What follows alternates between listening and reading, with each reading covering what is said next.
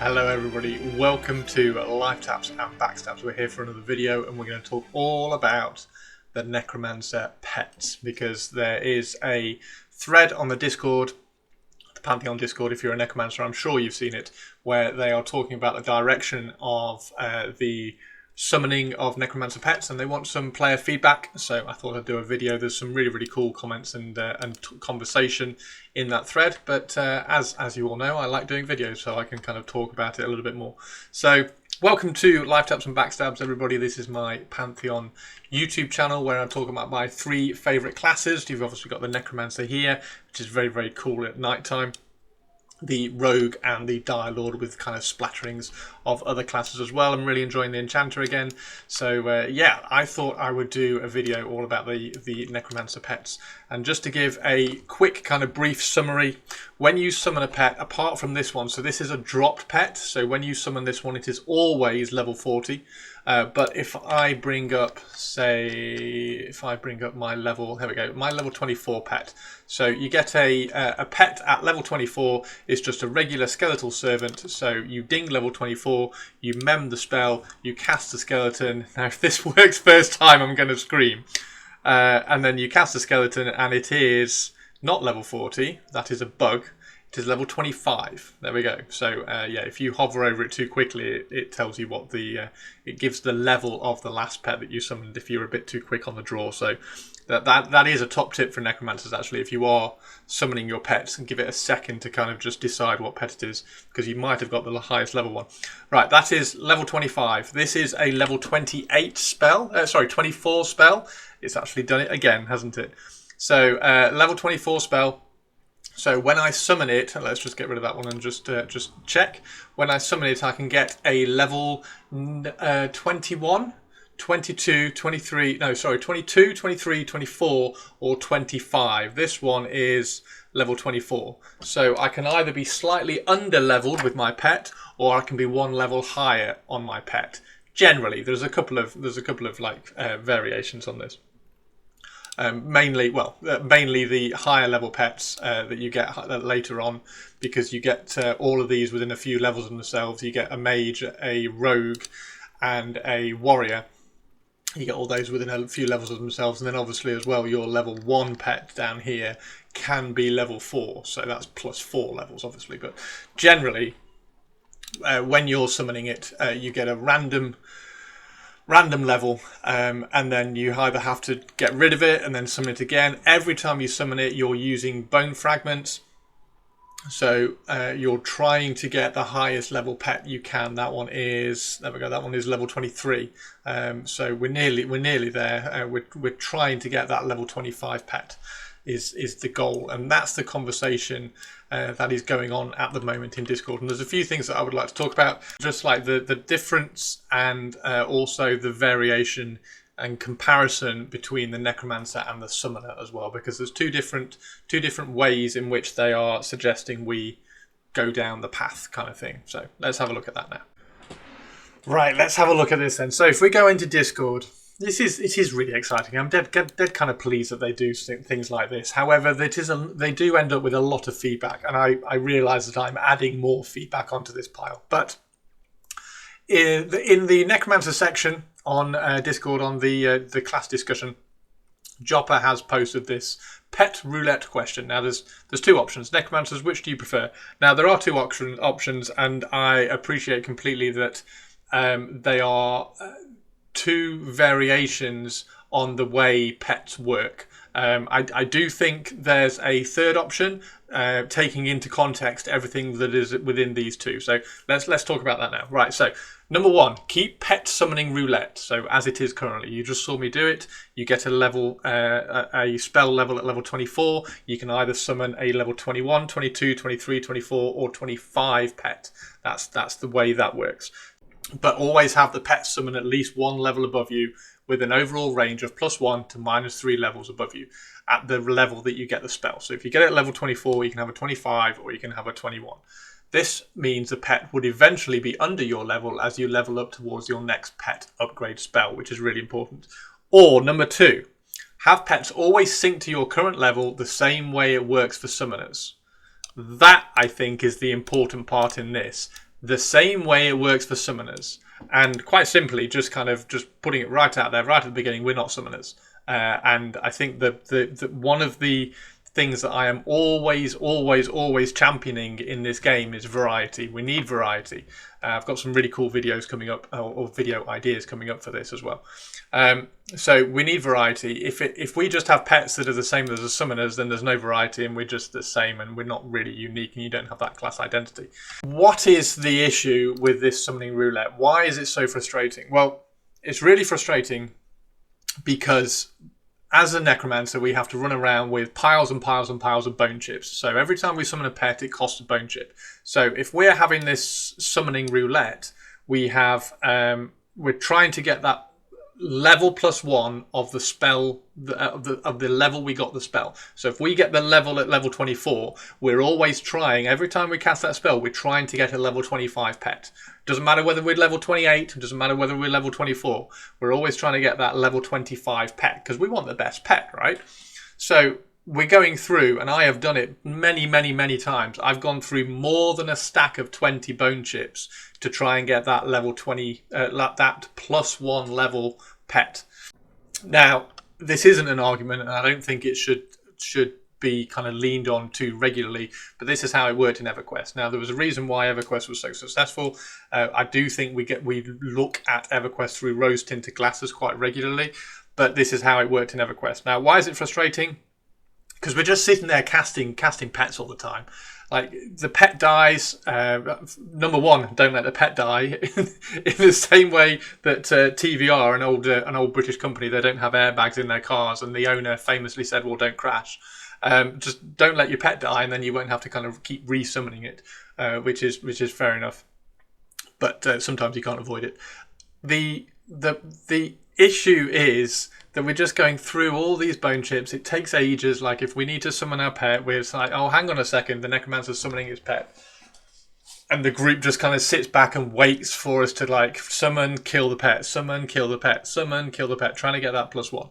It's utterly frustrating. And it's one of those mechanics which is, in theory, it's really good. And I'll show you why in a second. It's really good and it's really thematic for the Necromancer. But it's just got that obnoxious barrier. And it's a barrier for entry which just takes the enjoyment away from what I think is actually a really cool mechanic of this -3 +1 levels. And it gives you a really interesting leveling power graph, which I'll show you in a second. Now, having the pet always sync to your level is a way that it works for the summoners.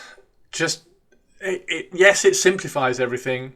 But we're just going to... Does that mean there's all sorts of questions to put on that. Does that mean we're just not going to get any pet spells? We get one pet spell at level 1, and that pet always levels up. Maybe we get a pet spell at level 20, which is a mage pet, and then we can pick whether we want a normal boring pet or a mage pet that levels up with us, or then at level 30 we then get a rogue pet, which just levels up with us. So it's always level 30 when we go up. It's cool. And like...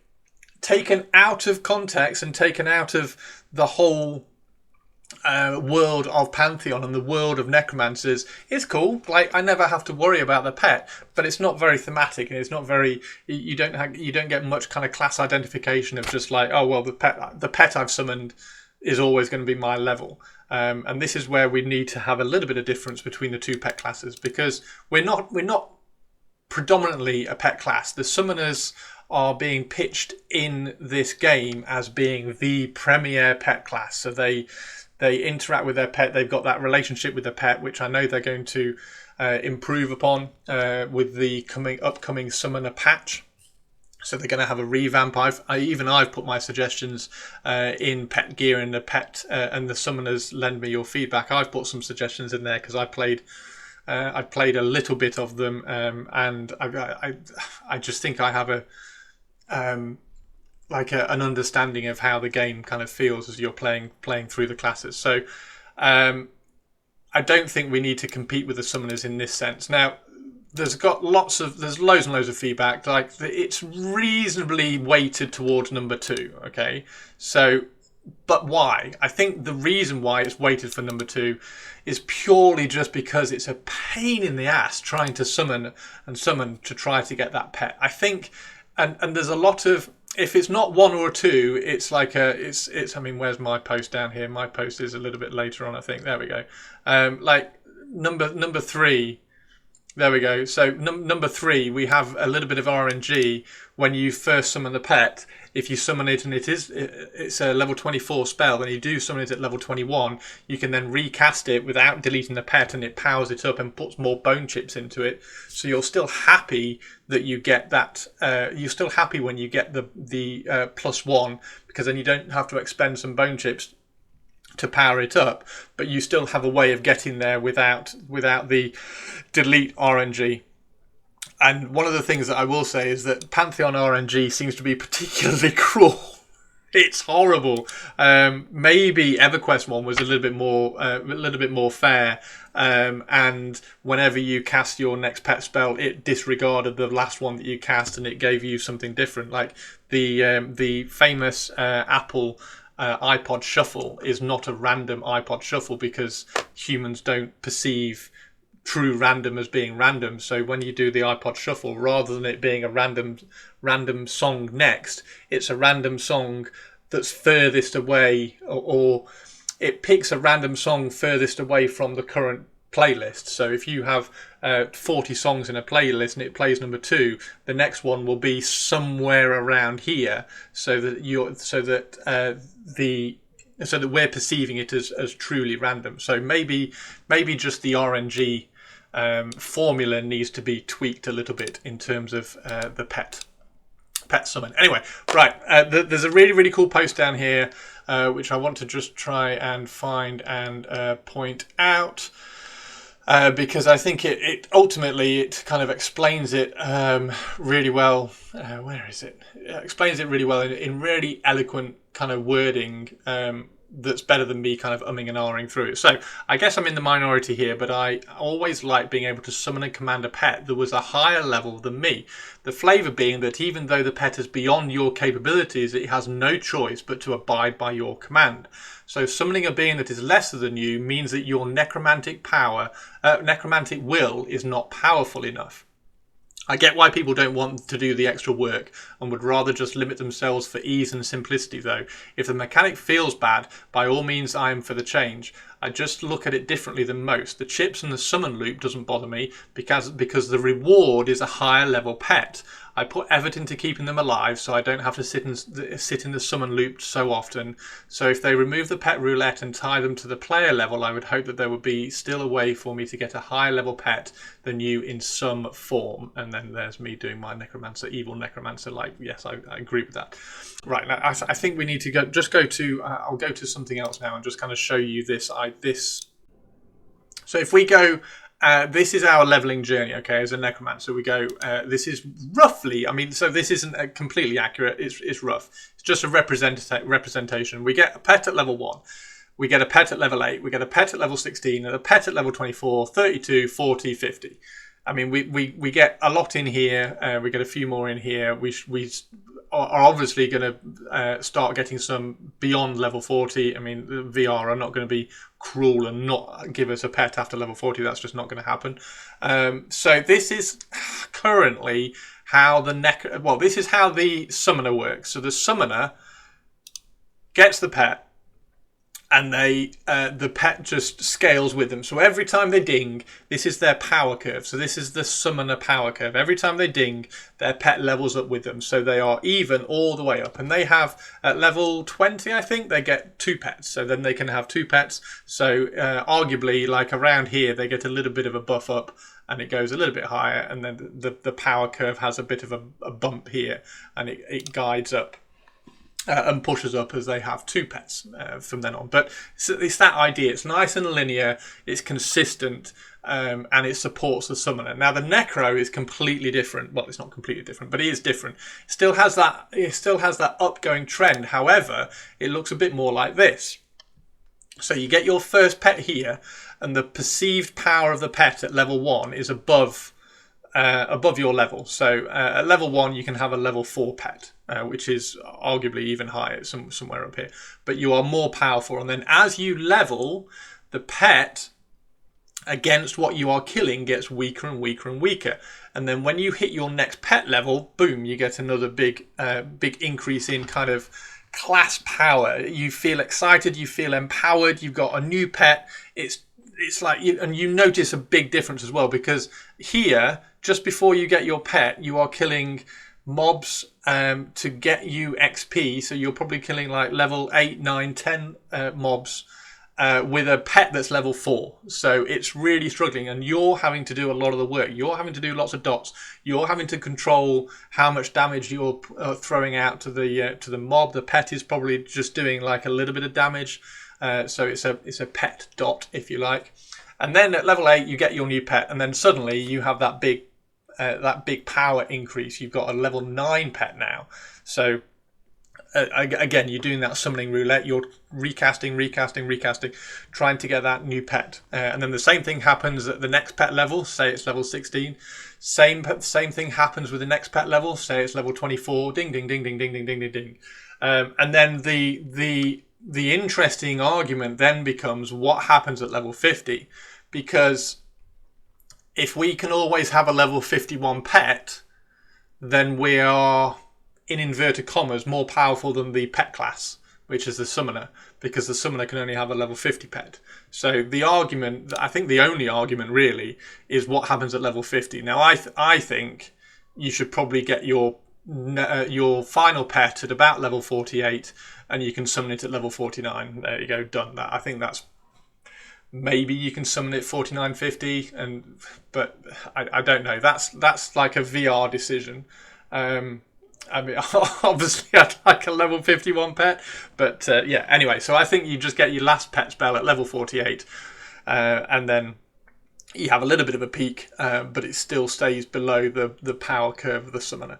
So that's how it works. However, what you can also add in here, and this is where the pet spell level becomes really interesting, is you can start adding in things like the rogue pet. So at level 16, you could have a rogue pet, or you could have a warrior pet. I'd probably say a warrior pet. So the rogue pet you could probably add a little bit later on. So before level 20, we have 4 different types of pets as a necromancer. We have just the regular skeleton pet. We then have a warrior pet, which has a taunt and a bash. We have a rogue pet, which has a backstab and I think it has a dot. And then we've got a mage pet, which has got a big nuke and it's got a dot. So we've got the 4 different types of pet. Now, at the moment, we get them all within level 32, well, I think it's level 34 to level 40. So we get one at level 34, one at level 38, and then one at level 40. It might be 36, 38, 40. So we get boring pets all the way through this level range, and then we get 3 interesting ones here. So we suddenly get a power peak here, and then another power peak here, and then another power peak. So we get, and then another one at level 40 as well, because we get 2 pets at level 40 because we get one that's dropped. So the interesting thing here is that I think that should be spread out. So I would probably say that as you're leveling, you get to level 16. Okay, so you've worked out how the necromancer works. You can then throw in something like the warrior pet. So the warrior pet's really interesting because it's got a taunt. So as you're kind of dotting and pulling the mob in, you can make the pet taunt take aggro off you for a second. Take that aggro so that you can put some more dots on, do some life tap, do a little bit of kind of like fear dotting, fear kiting, fear rooting, whatever you like. So that then gives you a different play style. If you then get the rogue pet here at level 24, you've just started kind of learning kiting a little bit maybe, or you're getting a little bit better at kiting, and then the rogue pet drops in there, and then you're like, oh, okay, cool. So I've got an even bigger perceived power jump. And then at level 32, maybe you then get the mage pet as well. So then you've got all of these up here. Now, the issue with that is then at level 40, your warrior pet is only level 16, so you don't have a choice of doing that. However, the one thing I would say about that is that every time you get a new pet level, so if you get the rogue pet at level 24 here, the rogue pet is bought off the merchant, and then the warrior and the mage pet are drops. So the warrior pet is bought off the merchant at level 16, so the warrior pet is level 16, and then when you get to level 24 and you get the rogue pet, the warrior pet is a drop. And then when you get to level 32 and you get the mage pet, the rogue pet and the warrior pet are then drops. So then you at level 32 you then have 3 pet choices to pick from as you're kind of learning and exploring the class. And then at level 40, like maybe all of them are drops. Maybe you can buy one of them. You buy the mage one, and then all the other ones are drops. So there's another drop up here. But that's the basic idea. So you start off getting a new pet here. The next time you get a new pet, the previous one, the previous type of pet is a drop. And then we're slightly getting off topic. I'm giving too much feedback on the necro pets. Anyway, so this is why variety I think is important, because I think we need this sort of power curve, because it gives difference between the two classes. Like if you want to play a pet class, what are you gonna how would you sell playing a necromancer over playing a summoner if they both have the same kind of level of pets? And this gives you variety to throw in interesting things like rogue pets here. The summoner being so consistent, you can then throw in the double pets at level 20. You're getting 2 pets at level 20. So that then that's the perceived power hike, that when you get to level 20, you've now got more utility and more abilities to kind of play around with. So you get that perceived kind of power bump at level 20 there. This is where I think this is what they're missing in terms of what to do with the necro pets. And I think this needs to stay in. So I think the pet spell levels definitely need to stay. And what I would say, one of the only things that I would say is, as I say in one of my feedback posts here. So the idea is to still have pet level spells. So assuming that you're +1, -3 range of the pet spell level, so you're still getting your pets at these levels. The +1 minus is not saying that at level 10 you're always going to have a level 11 pet, because that would just take this. That would just take where are we? That would just take this summoner line and just move it up. So you would just end up being there. So rather than the summoners being the best class, you just end up with you just end up with the necros being the best pet class, because they always get that +1, so they would always be there. And that's not what we want at all. So we want that little bit of a kind of a bump, and then they kind of drop down in. And this is, as you're leveling as well, you get that little bit of a help from the pet. And then you've got some new abilities which you're starting to work out. So then your kind of power skill kind of comes up underneath the pet as well. So the pet gives you that little bit of a bump and help as you're leveling, so that you can find your abilities and how to use them, and then you kind of take over from your pet. So it's that kind of push and pull. The pet helps you a little bit, then you gain control of your powers a little bit more as the pet weakens down, and then you come over the top and start being really, really powerful. Just like my little intro there. So yeah, this is kind of what I'd say. And then also, in order to avoid that horrible feeling of RNG and just having to summon the pet so many times, either you sort out the RNG a little bit, just like I was mentioning with Apple. So if you do summon a pet that's -3, the next pet summon you are more likely, like weighted, you weight the RNG, so you are more likely to summon a pet from the higher end of the summoning spectrum, and then once you have summoned that, you are more likely to summon it. I mean, it's that idea of just kind of like a little bit, not like fake RNG, but like weighted RNG. Or, and I do kind of like this one,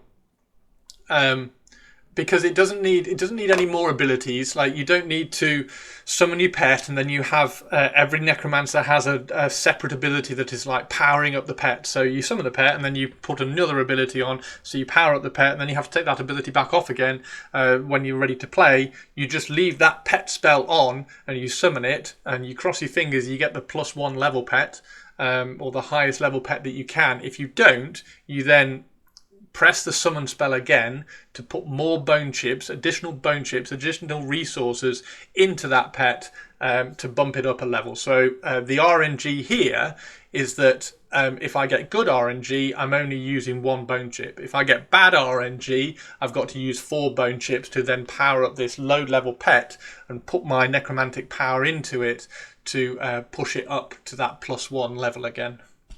So I think that's my favoured way of doing it. I think the mechanic is important for the necromancers. Like I say, I think this journey here it's not like it's typical necromancer, but it's just interesting compared to the other pet class. I think that's really interesting. Anyway, I'm not going to waffle on any longer.